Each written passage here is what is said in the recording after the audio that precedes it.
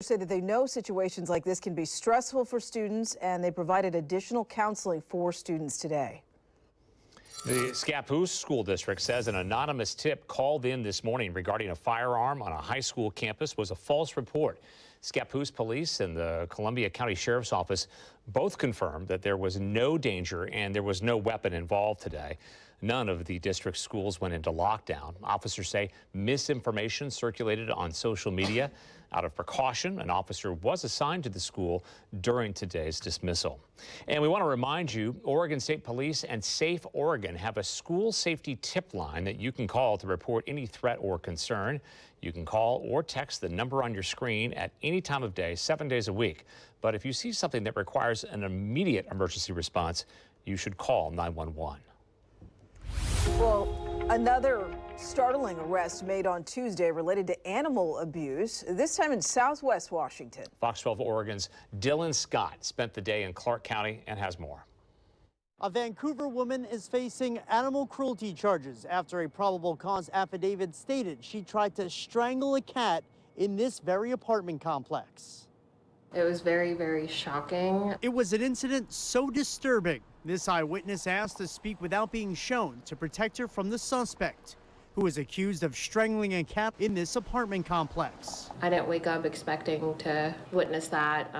Regardless of where you find yourself, if you see any type of animal abuse, you should report it. Which is what this witness and others did by contacting Vancouver police, who happened to be on location for another incident. Court documents obtained by Fox 12 Oregon show that VPD arrested 34-year-old Amanda Nicole Blanco on charges of animal cruelty after she was seen by residents and on surveillance cameras squeezing the neck of her cat and causing other bodily harm while likely under the influence of illicit drugs. It was so shocking that it made me want to go home and hold my dog. Following the arrest, the friendly feline named Apollo was placed with the Humane Society for Southwest Washington, where he is doing well. In a statement from the organization, they're thankful to be able to provide the animal with the care it needs and deserves, and asks anyone witnessing these type of events to contact animal control or protection services. One of those things that you have to takes you seconds to process because you don't want to accept what you're looking at. Bail for Amanda Nicole Blanco is set at $1,500. Her formal arraignment will be on September 25th at 9 a.m. In Vancouver, Dylan Scott, Fox 12 Oregon. Dylan, thank you. An undercover chat sting led to the arrest of an Oregon City man. Cody Allen Hines is facing several charges, including luring a minor, purchasing sex with a minor, and online sexual corruption of a child. Oregon City Police say the investigation started in August. During the undercover chat, Hines, they say, tried to solicit what he believed to be a 15-year-old girl to meet up with him with the intention of engaging in sexual acts. Hines was taken to the Clackamas County Jail. Well, officers are concerned that there could be more victims. If you have any information, you're asked to contact Oregon City Police. A Vancouver mother is charged with manslaughter after lab results determined her toddler died from a fentanyl overdose. New court documents show the 21-month-old girl was found dead in her crib in late March of this year. She tested positive for both fentanyl and Narcan. Her mother, 38-year-old Catherine Richards, says she gave the child Narcan because a friend had been smoking fentanyl nearby. She says she did not use fentanyl herself. That friend later told police that that was a lie and they were both smoking fentanyl that day. Richards denies giving any fentanyl to the child. Richards did plead not guilty to a manslaughter charge in court yesterday. A trial, we can tell you, is set for November. Portland police continue to search for thieves after 3 businesses were burglarized across Portland early Monday morning. Though police say it's still too early to know if they're all connected, 2 break-ins were caught on surveillance video. Fox 12's Paulina Aguilar has more. For the employees, it's just like a general feeling of unease. The owner of Dick's Primal Burger in Southeast Portland say his restaurant has been broken into 8 times since 2022. I mean, they've stole the safe one time. They literally drilled the safe off of the floor and carried it out. You just become numb to it, honestly. I mean, it just becomes routine, unfortunately. Liam Pillow says they broke into their side door, costing them $750 each time to replace. We could put up like metal bars or the roll down doors, but then, you know, we look like a prison, not a restaurant. This video from Monday morning shows two men dressed in black and wearing masks behind the register. They look at the cash register, they see there's no money, then the alarm starts blaring, and then they run out. They didn't get away with any valuables. There's no money to take, really, so it's kind of a fool's errand for them. It's not really productive, and they're risking a lot. If you ask me, they don't know what they're getting into when they come in here, and they're doing it for nothing. Just hours earlier, Portland police confirmed 2 other restaurants in Northeast Portland were burglarized within a span of 2 hours Monday morning. The first was at 4:30 at Gabbiano's on Northeast 30th. The second was Bar Asha on Northeast 28th. Surveillance video shows 4 masked people break the glass door and leap over the counter. Ben Preacher, the co-owner, says the office door was pried open and nearly $300 and a few high-end tequila bottles were taken. He also says an employee next door witnessed the group leave, but didn't approach because, quote, the group appeared to be armed. Could be the same folks, but at the end of the day, what comes to mind is they might even not be related, which means there's all kinds of people out there just realizing that it's kind of the wild, wild west, not in a good way. For employees, they don't like that feeling of being violated and feel like, you know, they're not safe. You know, that's not cool. In Southeast Portland, Paulina Aguilar, Fox 12 Oregon. Now to the latest on Capitol Hill. Lawmakers are scrambling to avoid a government shutdown. The pressure is on House Speaker Mike Johnson once again to pass a spending bill, or more likely a continuing resolution, by the end of the month. A sticking point for many Democrats is a provision attached to the bill that requires proof of citizenship when people register to vote. It's already illegal for non-citizens to vote, but some conservatives are concerned that migrants who've entered the country illegally will try to do so. Lawmakers are trying to get this done quickly so that they can get back to their districts and campaign, with many of their seats on the line this November. Former President Donald Trump says he won't debate Vice President Kamala Harris again. His announcement coming after Tuesday night's debate in Philadelphia. Trump wrote in a post to Truth Social, quote, when a prize fighter loses a fight, the first words out of his mouth are, I want a rematch, explaining why he doesn't want another debate and insisting polls showed that he won. Shortly after Trump's post, Harris addressed a crowd at a rally in North Carolina where she said that she was open to another debate. Closer to home, the top 3 candidates running to be the new mayor of Portland met for a debate this morning. Fox 12's McKenna Marks gives us a highlight as Election Day gets even closer. Renee Gonzalez, Carmen Rubio, and Keith Wilson just met on the debate stage. Each candidate wants to be the next mayor of Portland, but after today's debate, it's clear that each candidate has a different approach for the Rose City. Meet your front runners for the new mayor of Portland. There's Portland City Commissioner Carmen Rubio, a Democrat who is highlighting her previous experience in city government.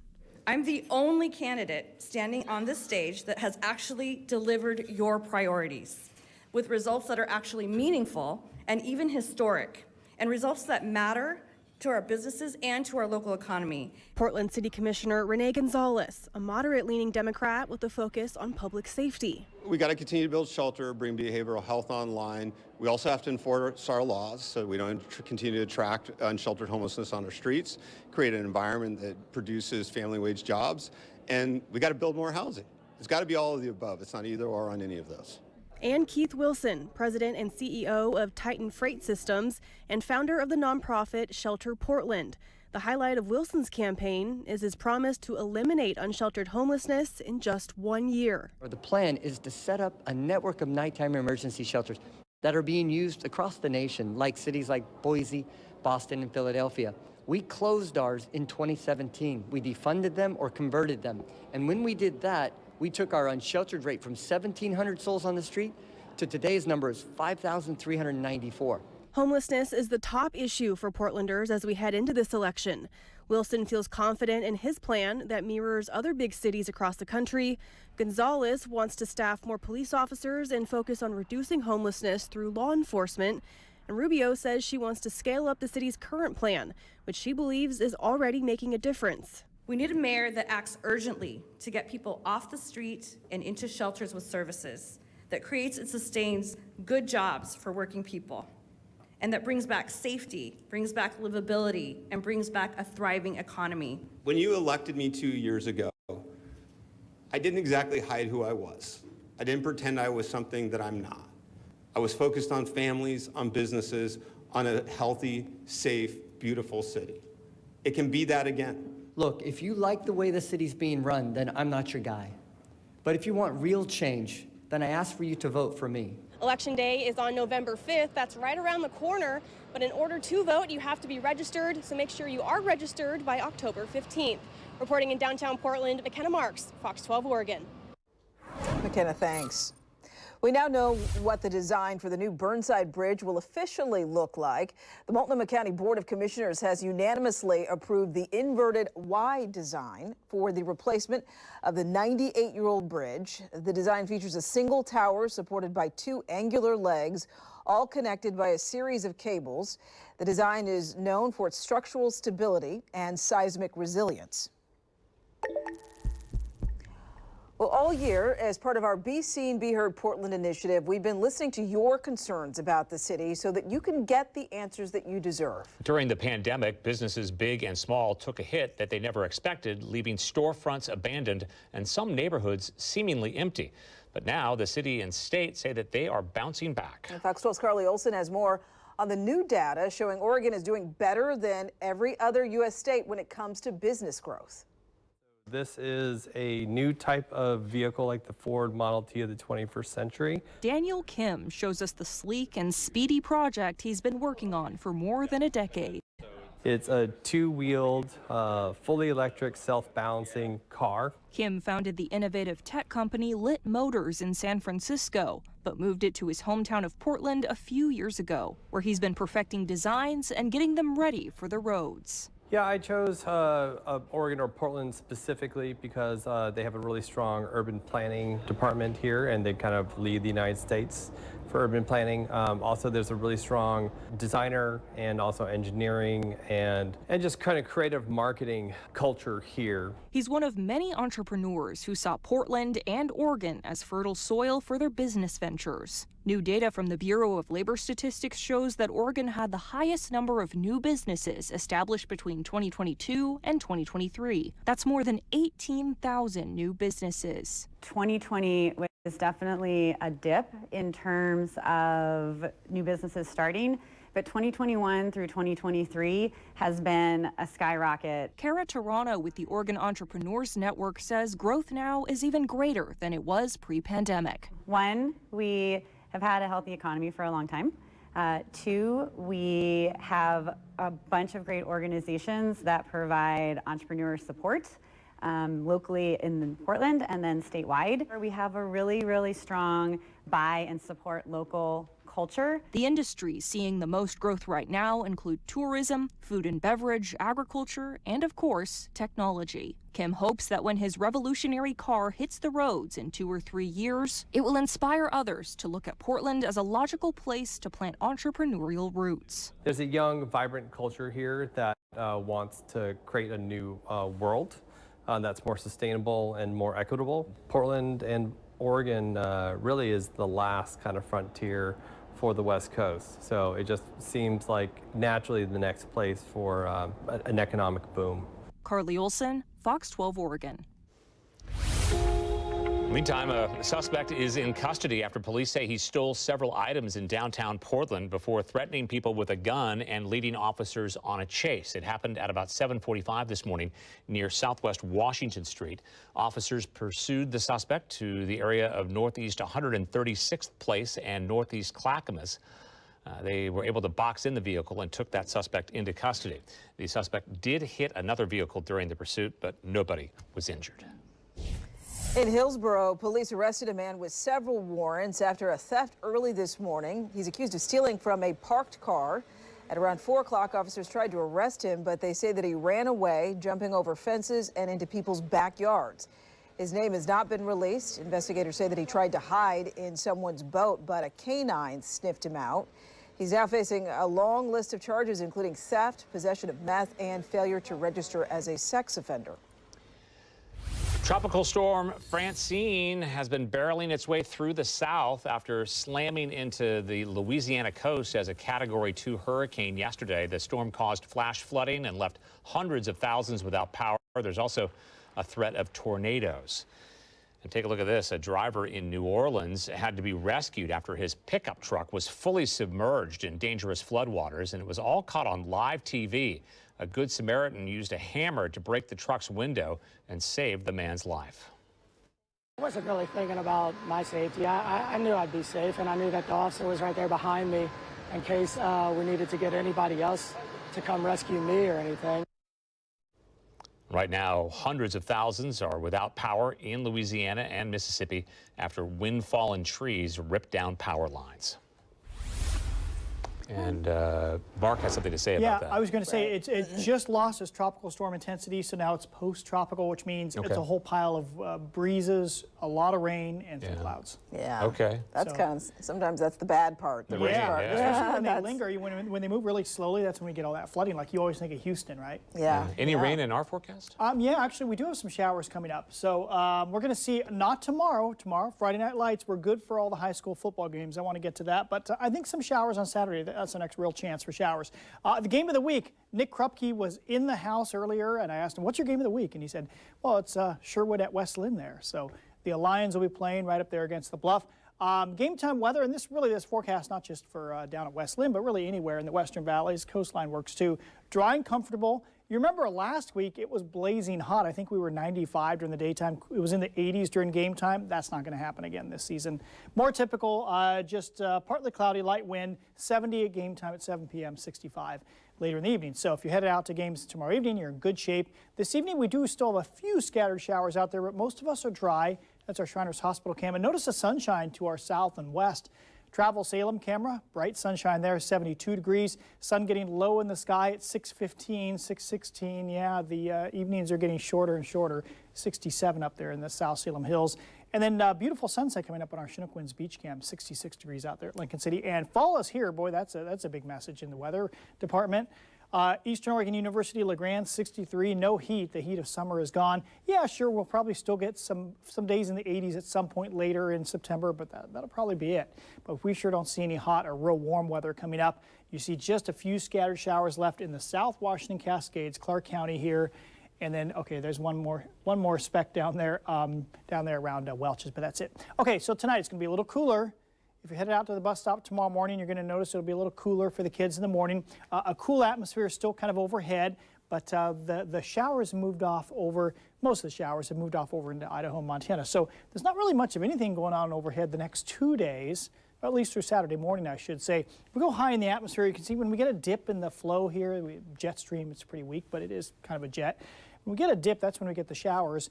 And it looks like that one is leaving, but here comes another one approaching Saturday. So I think Saturday afternoon we will have a few scattered showers. But then most of that heads south to California on Sunday. So Sunday is the drier day of the weekend.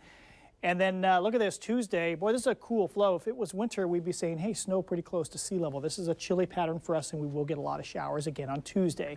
So it's Saturday and Tuesday coming up for the showers. You can see tomorrow, though, dry at 4 p.m. Saturday morning, a shower or two scattered, but you see more kind of widespread showers Saturday afternoon. If you have evening plans, a barbecue Saturday afternoon or evening, it could be wet. Sunday, though, looks pretty much dry to me. So your Portland forecast, tomorrow's a pretty pleasant day. Brighter tomorrow, I think we'll see just patchy low clouds in the morning, thin high clouds in the afternoon. That's a brighter look, and about 72 degrees for high temp. What you notice here is the absence of temperatures up near or above normal. We sure don't have any upper 70s or 80s coming up. A dry day Sunday, dry day Monday. Tuesday looks wet and highs, around 60 or so. So definitely fall has arrived a little bit early this year. Okay, thank you, Mark. Well, the ever-evolving world of big-time college athletics is experiencing another major shift on the West Coast as the Pac-12 Conference will accept 4 new schools to begin competition in all sports for the 2026 school year. Fox 12's Nick Krupke explains how the Pac looks to remain in the game with the additions of Boise State, San Diego State, Fresno State, and Colorado State. If you've lived around these parts long enough, you probably loved the Pac-10 before it was 12 and the Pacific 8 before it was 10. Now there will be 6 to play ball with the Beavs and Cougs by 2026, with more to come as the depleted Conference of Champions looks to rebuild and stay relevant in this modern day of big-time Division I college athletics. The Mountain West losses will be the Pac's gain as the 108-year-old conference morphs yet again.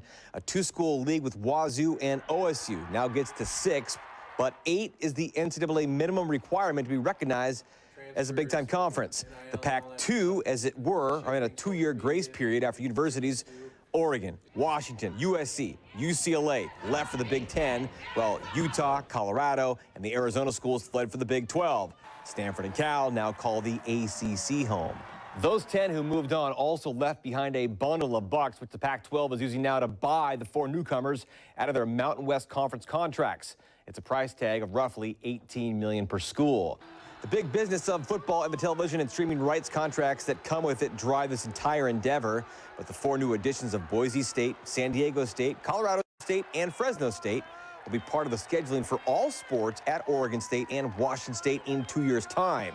The ultimate goal here is to regain the title as a power conference and have a bigger voice in the room on voting rights, revenue, and an automatic berth into the expanded college football playoffs.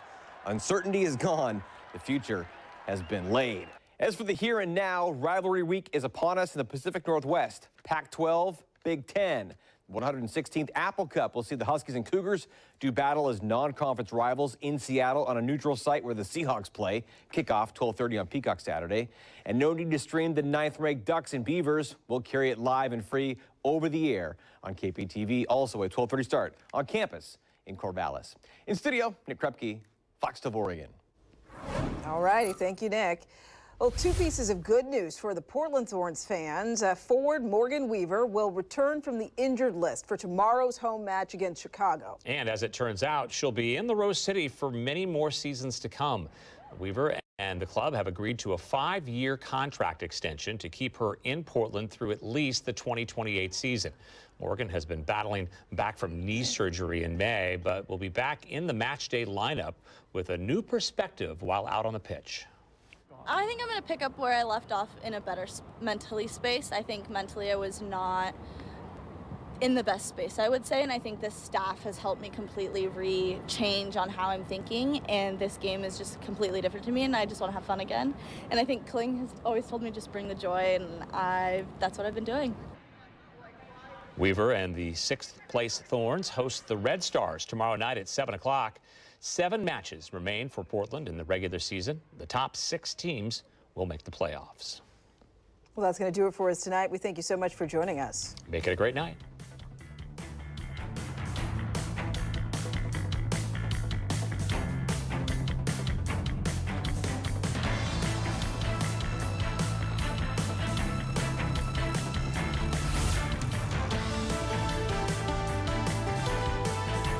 Thanks for watching Fox 12 Oregon News.